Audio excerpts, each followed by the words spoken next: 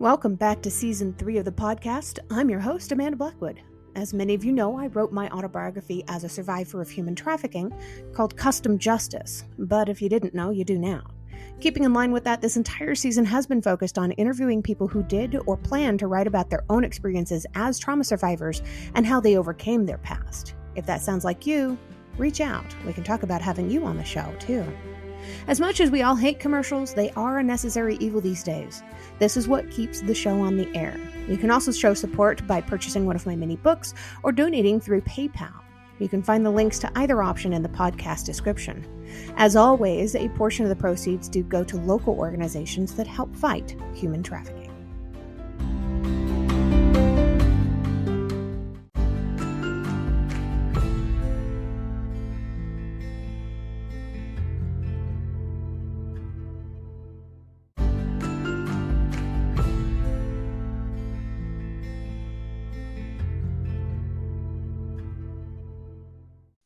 Ladies and gentlemen, welcome back to the podcast. My name is Amanda Blackwood. I'm your host, of course. With me today, I have an incredible woman. I was super thrilled when she was agreeable to being on my podcast. Marcia Van Wensberg has been dealing with some stuff in her life that I think a lot of parents especially can really kind of understand, but a lot of us in ourselves too. It's not just parents, but parents will probably get a lot of help out of this. I'm going to let her explain this because, of course, I'm already failing at it because she's incredible and I can't put it into words. So, Marcia, welcome to the show. Okay, first off, you're not failing. And second of all, I'm always the one to correct when I hear like, no, be kind to ourselves. And the second piece is thank you so much for having me here, Amanda. This is, your platform, everything that you're doing and speaking and sharing it is required. It's literally required. These are the topics that we need to talk about. So I'm grateful to be here. My name is Marcia Van Wensberg, and I am a whole lot of things from storytelling NLP trainer, speaker, published author, multi-podcast that we have released. And I am in this space of almost not recognizing where life is now compared to where it was. About a decade ago, we started dealing with teen substance abuse, and there's nothing about our story that was a phase. Many people at that time, and still do now, say it's just a phase. They'll go through it. It happens. For us, it came into our life and it never left. It literally just never left. And it started to infect every single aspect of our lives. And through that process, I basically got to the part where you were watching your kids become someone else. And during those years, I did everything I could think to find solutions. Like I wasn't hiding in the sense because I was, visiting programs and mentors and counselors and crisis counselors and schools. I wasn't hiding it, but I was hiding from the rest of the world because the amount of criticism that we experienced during those years was overwhelming. It was absolutely overwhelming. And it really is one of those things that you can't understand until you can have the hindsight to look at it differently and understand that our story just scared a lot of people. And when there's fear involved, what happens is people are afraid. They don't want it to be them. And in those kinds of situations, it's a lot easier to place blame because then they must have done something wrong. That's why they have that. That won't possibly ever happen to me. And I know that's just human nature. And so as I started to really dive into finding small ways to share my story, like really small ways, we were helping out in the schools, we were doing, small meetings, etc. I started to see how many people were constantly letting shame drive the wheel. And it was just keeping more and more people stuck. And when we're in those situations, we feel like we're the only one in the world who is struggling with this problem.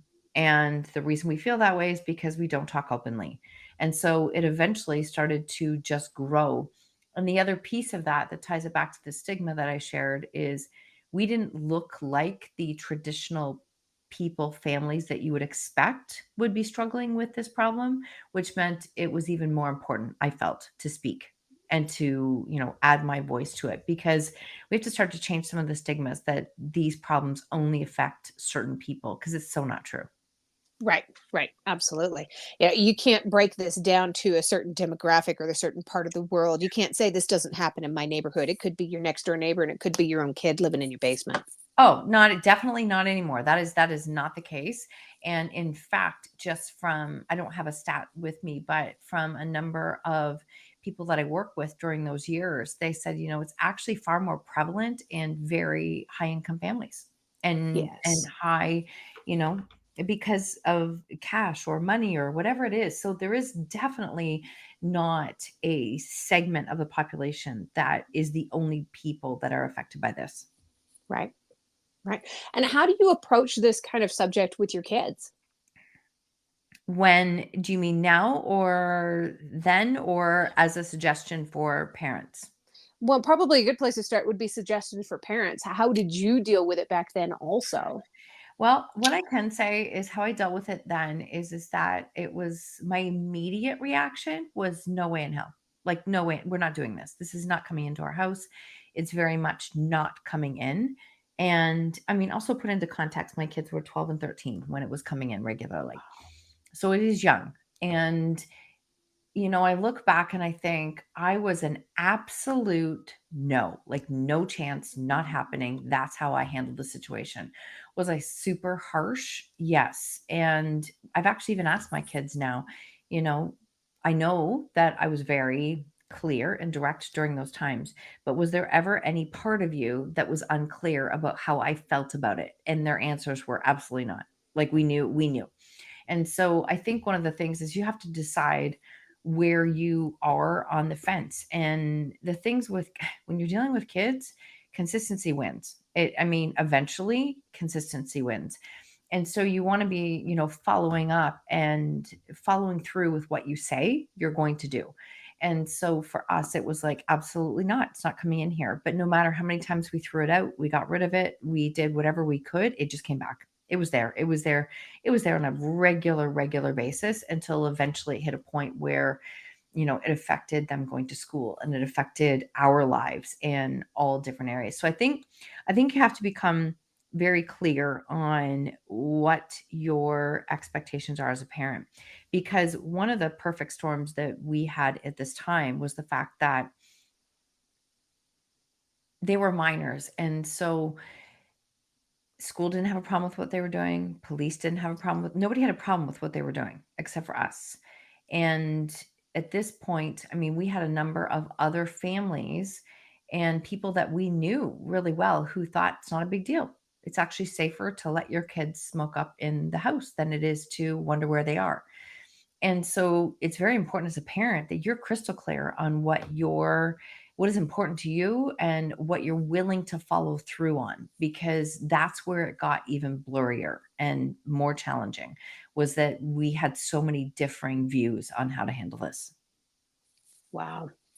What were some of the early signs that you started to notice when your boys you said they were starting to change physically and mentally and emotionally? Yeah, I think some of the early signs were that like the behaviors changed.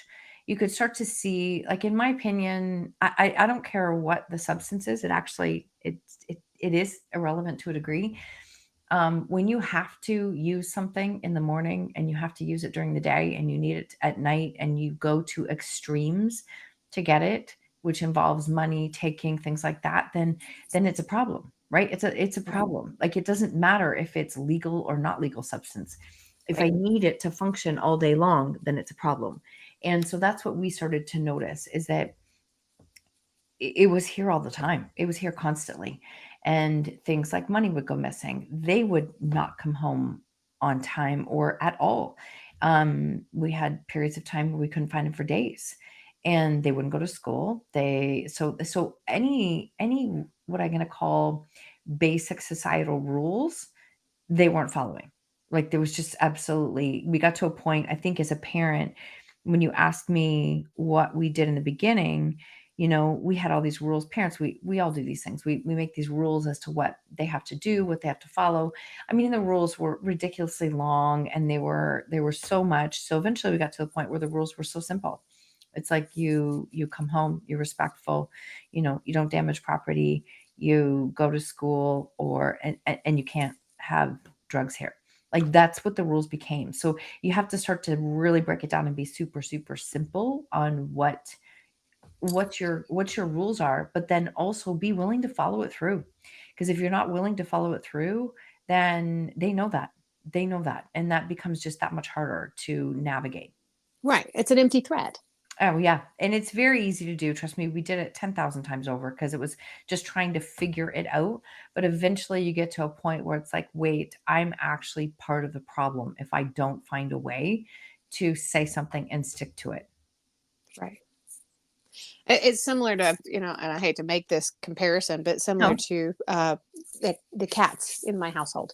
We Yeah. have water bottles. If they're getting into something that they shouldn't be getting into, an immediate response from me is to take the water bottle and just squirt them with a little bit of water. And they run Mhm. off and, they stay out of it. Mhm.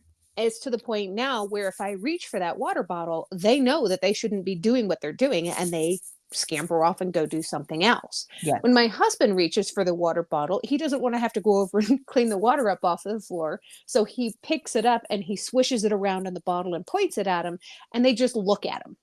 If you That's don't funny. follow through on your threats, they're not going to learn from what you're saying your actions will be. No, and you can get to the point where you do follow through on everything you say you Yes. will, and that still doesn't mean that it's going to be fixed. I think Yeah. that's the hard part. Is I remember, I was, like I said, I was getting a lot of support at the time. I'm taking my little checklist sheet, almost like a proud student. I'm taking it to my counselors, and I'm like, okay, I did everything you've asked. Like, every single thing you've asked, I've done it. And they're like, yes, that's it. Good job. I'm like, okay, but nobody still have the problems. I don't understand what I'm doing wrong. And it got to the point where it was like, kids, it's not your problem to solve anymore. And I'm like, what does that mean? Like, how do you Wow. do that and I know, as harsh as that sounds, it was true. It was not because I couldn't make them make change. I tried everything possible. And it had to come to a point of letting go and surrendering and saying, I don't know how this is going to go, but my job became doing what I could and what we could to give their future self a chance. That became my anchor. Is, will this decision today, forget who they are right now, is this going to give their future self a chance or not? And that's what I started to make those decisions for. And I realized this is a really difficult conversation, and I have so many parents that will reach out and say, "But how do you get them to change?" I'm like, "You can't. Right. You have to continue to lead the way and be clear on what is okay and what's not okay." Right. And hopefully they will reach that point where they're willing and ready to start taking your guidance. Yes, and I think that really is, as a parent, I mean, I think our actions become so much more powerful than our words. And when I say, we tie it back to earlier, be careful what you say if you're not willing to follow through, because they'll watch the actions more than they'll listen to the words. Right. And it gets to a point where, we had they were failing in school. Schools were like, what do we do? And I'm like, you failed them. And we went through this whole era where they didn't even want to fail kids. And I'm like, but they're not going to school. Like, what do you mean you don't want to fail them? And it's just this bizarre thing that, you can't, there's no human who is going to change their behavior if there's not a consequence. I don't care who you are. It's not going to happen. And so there had to come some consequences for their choices of what they were doing. And that's when things started to change. It's like, okay, that's great. If you don't want to go to school and you don't want to work, you can't stay here. That's just, I don't know where you're going to go. And that's an easy thing to say, a very difficult thing to follow through on. Wow. Yeah. So I understand writing your book was kind of probably quite therapeutic, but also a good way of being able to discover a little bit more about yourself. Is that right? Yes, I actually published 3 collaborative chapters in between 2015 and 2016, and I had this gut pull that I was meant to write my own book, and it felt so clear, and I felt ready to do it, and I remember being, so proud and excited and telling my family what I was gonna do, which, of course, everybody thought was an absolutely horrific idea, and so and because everybody was concerned about how was it gonna make them look, but when you really do share a vulnerable story and you share it from your perspective, it left my kids in. I mean, I certainly did not speak negatively of them. I had to go through that process, and so it's a very vulnerable share, and it allowed me. I think it's actually one of the things that helped me to heal the most in the beginning is really recognizing that, wow, I was actually, I felt a lot of guilt and I felt a lot of shame, and because I felt I had failed as a person and as a mother and so I had to learn how to move through a lot of those emotions and be able to share them and process them and go through the work. And as hard as it was, I would say it was one of the best things that I ever did to support myself in the process of healing and learning to not let that story define me. And, that's a big part of where the letting go came. Now, it was also incredibly vulnerable and a challenge to put yourself out there. But I'm grateful that I've done it. I'm grateful you've done it too. I think your story can probably help a lot of people to get through some of the hard times that they've had to deal with.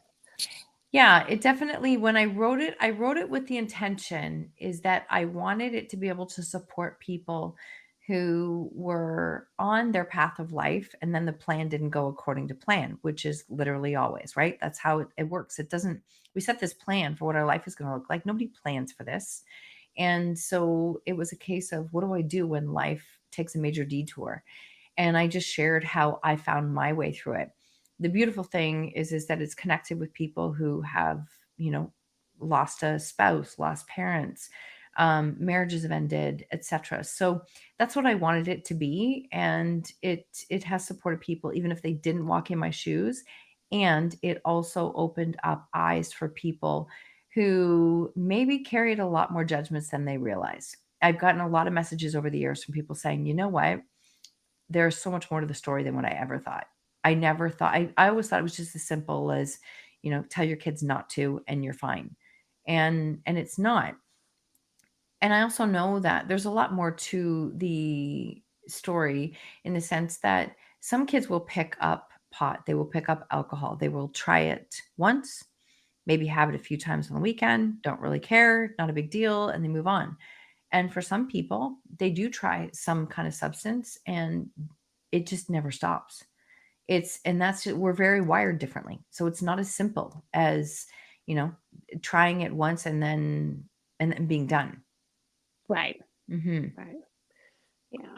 And I know it really is different for every single person. One person may have tried this particular drug at one point and did not get addicted to it. And he's trying to tell his buddies, look, it's not addictive at all. I've done it. And the So other true. guy, the second he tries it, Yeah. he's hooked for the rest of his life. Yes. I've interviewed so many people who've come across this and they're like, I don't even know what happened. I just started drinking and then, one drink and I wake up blacking out. Like I don't even understand what happened. That's just, I don't know why. But I think we're made differently. We're all wired differently. And again, more important to continue to have these conversations. Yes. So, as well as writing helping you to get through your trauma and to process everything, what else have you found that was really helpful for you? Mm. Over the years, I have found that, like the last probably 3 years, I've been diving into different pieces of and understanding what NLP is.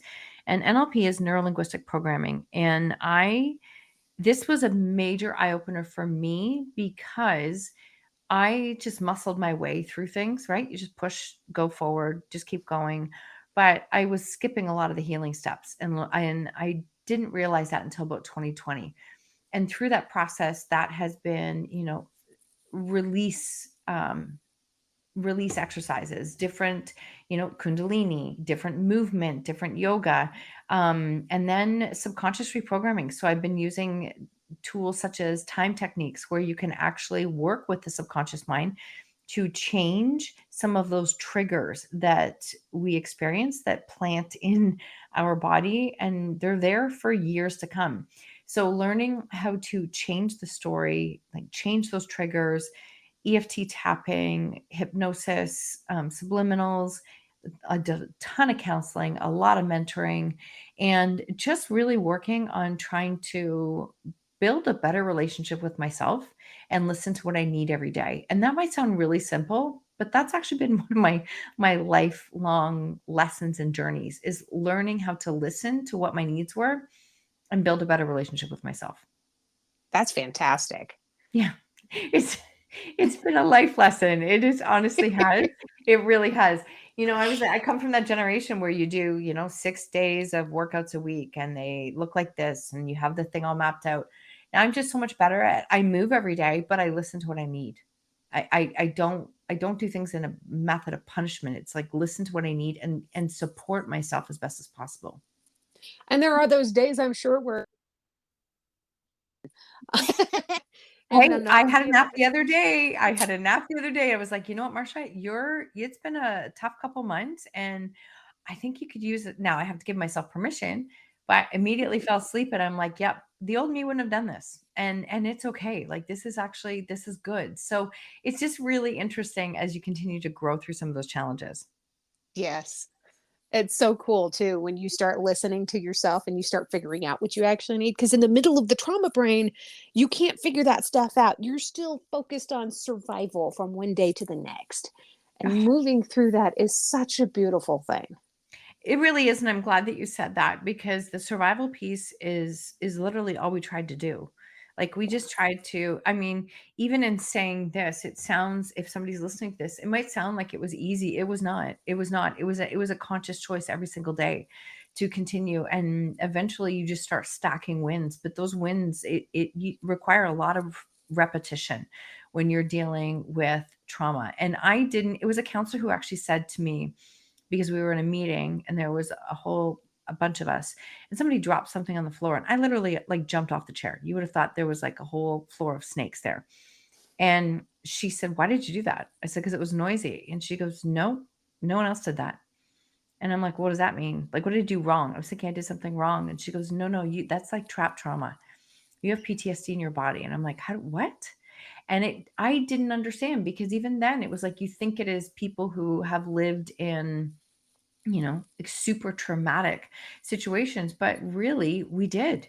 Like it was extremely unpredictable and very scary at times. And so that has been a work in progress of recognizing that I have to work on me, because that's also the only other way any of my other relationships are going to improve.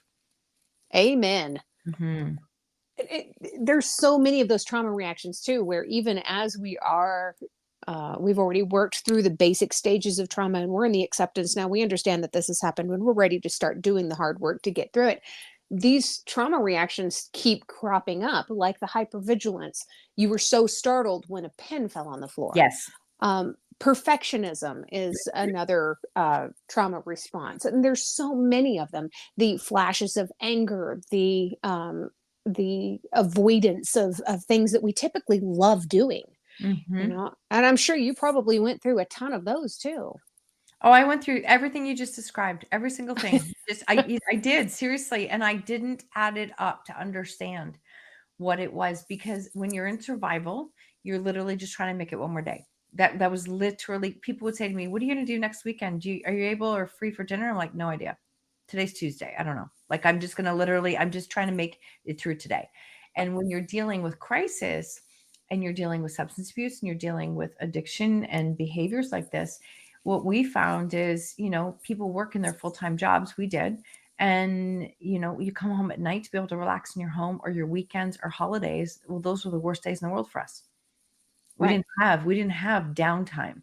And so you lived on high alert for years, and that's not good for your nervous system either. No, no, it has been directly linked to autoimmune diseases. Mhm. You It know, sure I has. I have over the last 10 years been diagnosed with chronic urticaria, which is hives, and Mm. Crohn's disease and thyroid disease, all these autoimmune diseases. I've Wow. overcome 2 of the 3 at this point, and I'm working on the 3rd. But all of this stuff is linked. If we live in this state of constant hypervigilance, we Mhm. are doing permanent damage to our bodies, not just our minds or our hearts. Mm. 100% of everything that you said there. That's the piece of it. And I think I mean, I'm going to be turning 53 very shortly. And I sit here and I think back of, how my strength was being the perfectionist for years. Like I mean, you want stuff done, I get it done. I would work harder than most people. But when I really started to strip away that perfectionism, besides if you want to learn how to not be a perfectionist, write a book, because there's just you can't you can't take perfectionism into writing a book. It doesn't work. Um, Nope. and so when I stripped that perfectionism away and really started to do more research and understand what it was, underneath perfectionism, right? There is lives shame, and under shame lives fear. And it's this fear of not wanting to be seen for making a mistake or not being good enough. And I started to recognize it. And now I am like the total opposite. Like I get people screenshot and they send me things all the time. They're like, you have a spelling mistake on your post on, like, it's so funny on this. And, as a writer, I would think that that's important for you to know. I just laughed and I'm like, yeah, it's on brand. That's on brand. Mistakes are on brand now. We're good. I posted a meme on Facebook, I think it was last week, that said, hey, now one character's talking to another. The first character says something like, I've been doing really well on social media, but I'm just looking to get more engagement. And the person they're speaking to says, just make a spelling mistake. Oh my God, that's good. That's so good. Yeah, it blows me away. Like if I see it, I just laugh, but I would never take a screenshot and send it to somebody and say, you've made mistakes. Like I just wouldn't, but that's No, just no. that's somebody else that is projecting. They are themselves dealing with their own traumas, and perfectionism is one of their trauma responses. And in their perfectionism, they have to point out the mistakes of somebody else because they need to do this to make themselves feel better. They're Yes. helping you to be more perfect. Yes, and actually, if I can tie that to a really quick story, when I wrote my book, and I mean, you've written a book, so like we edited this thing, I don't even know how many times. We had multiple editors look at it. There was still mistakes we found right up until the day before that we made changes to. And I mean, this is the most vulnerable story of my life. And I had somebody bring it to me literally with sticky notes. And they brought it to me because they wanted me to know where all my mistakes were. And I just looked and I was like, okay, there's a couple ways you can respond right now, Marcia. And I just looked and I said, is that what you took out of the most vulnerable thing I've ever shared in my life? Was where my spelling mistakes were? Oh, And they said, but this is very important. It's a published book. It's very, very important. And I just looked and I said, it's important to you. It's not to me. If I can make mistakes, it shows that you don't need to be perfect in order to publish a book. And I'm good with it. And that was actually probably the point where I let go of perfectionism. wow. Mhm. That Very is a powerful. beautiful moment, but super powerful. It's amazing. Yeah. Wow. Who would you say inspires you the most? Mm. Well, this is funny because I think a few years ago, I think of certain people. I have a lot of mentors and I have coaches that I've worked with. I mean, Brene Brown's work definitely inspired me in the early years. But now I'm going to say it actually sometimes is just the average person that I see showing up and allowing themselves to be seen. The people who are out there sharing a story, they're afraid to do it, but I see them do it anyways. The people who navigate the criticisms and the, difficult judgments. So I just recently connected with somebody on social media who he's a singer and incredibly good. But then he started to tell a story. And I was like, oh, it's the story piece. Like I can hear the story. I hear the backstory and what he's come through. And I just admire anybody who is in that space of allowing themselves to be seen and heard. Because really that's what builds connection. And what's the number one thing we're all craving is more and more real, authentic connections. Yes. Yeah, and the world of social media seems to be pulling us apart from that more and more. I think we need Yes. more human interactions. I agree. I agree. And that requires letting people actually see and hear like who you are at the core. Yeah. Yeah. It's a beautiful thing. 100%. Do you happen to have your book handy? Would you be okay with reading part of it for the audience?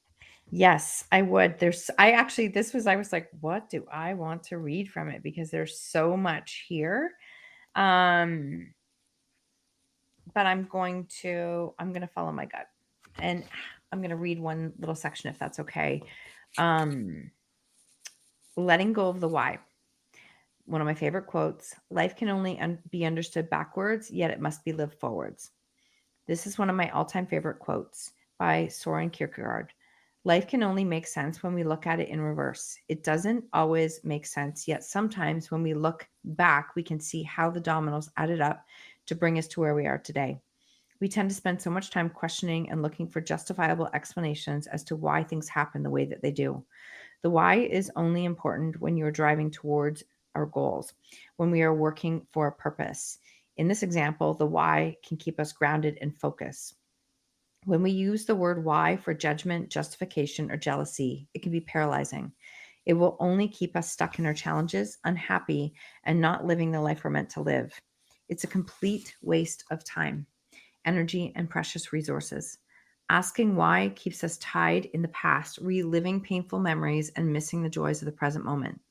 I don't know why my boys started drugs when they did or why it escalated to the level that it reached. Truthfully, it doesn't matter anymore. The why is irrelevant. The word what is all that matters. What is my next step? What is my next choice for my life? What do I want to create in my life? What makes me happy? Fills my cup to overflow. The word what grounds me and reminds me that it is not all about me. Life is happening for me, not to me. And what legacy do I want to be remembered for? The what is everything. That's beautiful. Thank you. Thank you. I named my book When She Stopped Asking Why because I often ask people, what's the turning point? The turning point for me was when I let go of why. I had to stop asking. I had to stop asking why. The why was killing me. It was almost as if, if somebody showed up and said, this is why you're going through this, the why would have never been good enough. There was no reason that would make me feel better for what we were walking through. And so even to this day, I still use that analogy when I catch myself asking why, like, why is this happening? Why is this happening like this? All that matters is what, because what is an action word and that keeps me moving forward. And that's all I work to focus on. And sometimes my goal for the day is that simple. It's what am I doing instead of focusing on why? It's such a brilliant healing tactic. Mm. You know, breaking it down to something as simple as deleting that word from your vocabulary as much as possible. I love that you picked up on that, Amanda, and said that because I think that's one of the biggest things when I'm on being interviewed on podcasts and I'm sharing a story. The littlest things are what added up for me. Changing my language, being aware of my words, like the why had to go and I'd say what. I was very big on saying the word stuck because I felt stuck in all aspects of my life. And it's like, okay, no wonder you feel stuck. You say it 10,000 times a day. Like you're not stuck. And so it was like learning and catching those things. And for me, those are some of the things that I had to do. The other was owning my own choices. And that's why I named my podcast that, Own Your Choices, Own Your Life, because when I got to the point of recognizing that it wasn't my choice to own, two people can't own a choice. If they both do, nobody does. And so I had to start standing in the space of saying, well, that's not my choice. If you want something different in your life, just make a different choice. You keep making these choices. That's up to you to make a different one. I'll support you. And I think that's a big thing for me. I've used those words for a long time, is that I will walk beside you, I will support you, and I will cheer you on, but I will not push and pull you through life. That is not my job. That has Right. never been my job. That is not what I'm here for. And learning those small changes, they sound super small, but when you're making those decisions, like again, thousands and thousands of times a day, it really can start to change your perspective when you can anchor in those small little changes. They do add up. Right. Vocabulary is so important too. I mean, NLP, You touched on it earlier. It really teaches us that our brains can't process the negative. So No, if we say we don't want to hit that tree while we're skiing down the slope, you're focusing on the tree, you're going to hit the tree. Um, exactly. and I have this thing. I heard a pastor of a church say this many years ago. Stop, stop doing this. Do not should all over yourself. Mhm. If you say the word should, it's because you're trying to correct yourself from doing something that you probably have every right to be doing. If you say the Mm, words, I shouldn't feel this way, if you take out the word shouldn't and it mhm. no longer exists, that means that you're having to acknowledge that I feel this way. That's good. Yeah, that's good. That's it. There's some very basic premise of NLP right there in what you're saying. Right. Mhm. Yeah, I just recently started studying NLP myself, but it's just fascinating and I'm enjoying my studies and really digging into it. So, It's very fascinating work, honestly. I'm very yeah. grateful that I was led that way because now I can hear in myself and even in others. Sometimes it's like, "Ooh, don't say that." Like is that actually what you want? Right. Um, our brain doesn't know the difference. It really doesn't know the difference. And when you really start to understand that like your subconscious mind is responsible for like 95 to 99% of what you think, do, believe, and that all comes from like basically past memories. Our past is driving our future at all times until we can make a conscious decision for it not to. Yep. And there's no way we're going to get through it if we keep on with the standard patterns that we've had. No, no, not at all. So if somebody wants to grab your book, Marcia, where should they go? The easiest place is you can get it from my website, which is marshavanw.com. I think it's /book. I've made it super easy. Or on Amazon is When She Stopped Asking Why. Very cool. And I have links for your website, your Instagram, your Facebook, your Mm. LinkedIn, your podcast, your YouTube, your TikTok, your Outspoken. I've got all of these links and everything. I'm going to include them in the description of the podcast because this is all really important stuff. And I want people to be able to follow you on social media and reach out to you for that guidance and leadership if that's what they need. There's Thank always one last question that I always ask people before I let them go. And it's my most favorite question because it kind of brings everything all together. you. What is one thing that you love about yourself that's not related to your physical appearance? My heart. I have a very big heart and it is something that I think because of my heart and what I've experienced, I'm really good at seeing someone's story from a different point of view. And that can be very helpful, especially when you're difficult times. And I can look at maybe what someone's walking through and see it from a different point of view because I feel like I've been in all of those shoes of judgments and criticisms and hard times. So I think that my heart is what I'm going to say. And I believe that the majority of people, I'm going to say everybody, are really doing the best they can with the situation that they are walking through. And I think we could all move a lot further forward with less judgment. I think you are amazing. I think you're absolutely right. Um, but I think you're amazing. And your Mm. work is touching lives out there, whether you're familiar with it or aware of it or not. You are touching way more lives than you could possibly realize. Thank you so much. Honestly, Amanda, this has been such a pleasure to be here having this conversation with you. And I thank you for the work that you're doing because again, we can't create change until more and more of us are talking about these difficult topics, which I think is ultimately what my soul signed up for. I'm very happy your soul did.